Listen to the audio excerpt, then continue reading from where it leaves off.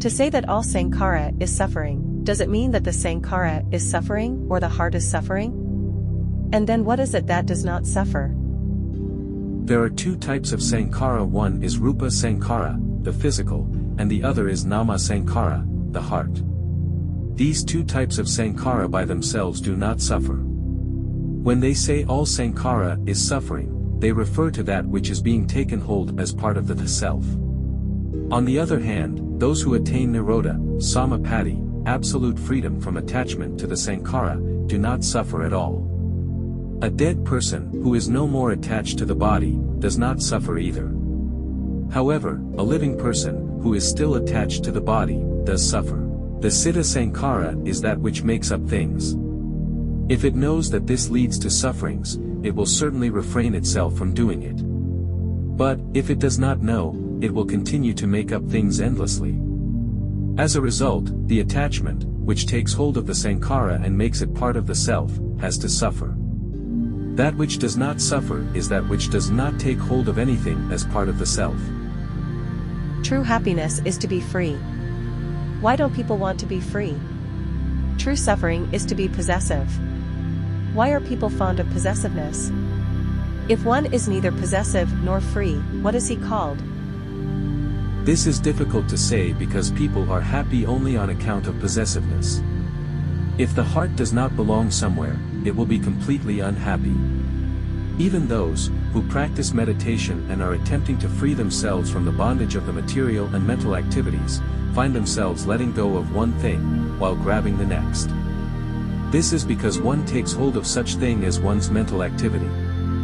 This is one's natural base, and one will never acquire happiness from detachment as long as one has not trained one's heart and body enough so as to attain the state of genuine calmness. As long as one does not perceive wrongness and suffering in one's possessiveness, one will not allow oneself to let go of it. Therefore, the one who is wise and intelligent will not allow oneself to become attached or possessive. Nevertheless, one will consider things with caution. This is to say neither that one is entirely free, nor that one is completely possessive. There is no word coined for it. Nowadays people like to say that the time is over for the way, magga, the goal, phala, and enlightenment, nibbana. Now, if there are still people who are behaving and training themselves, and the truth of nature is still existing, is the time really over?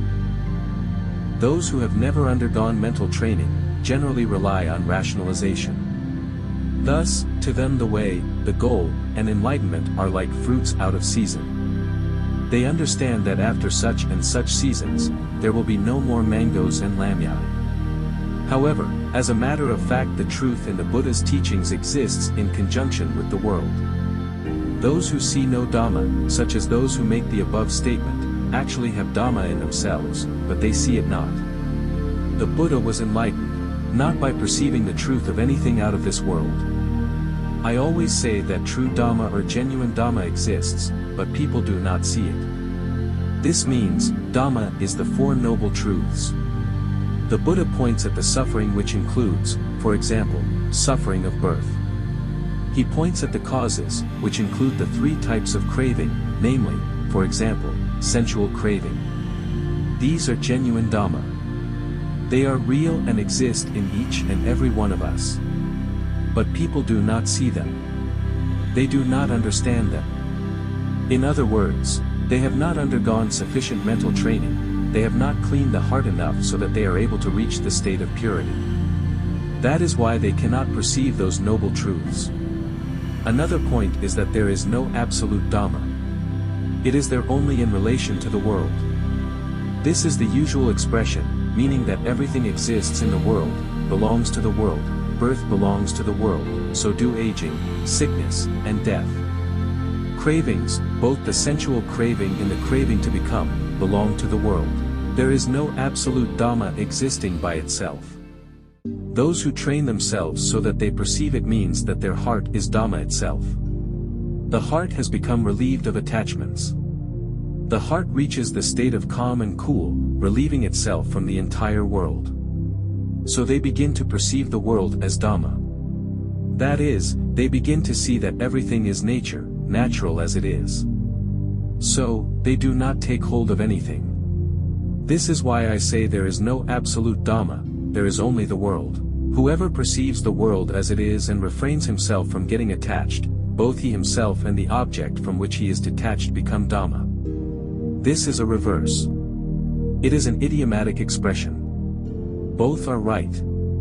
At first you said absolute Dhamma exists.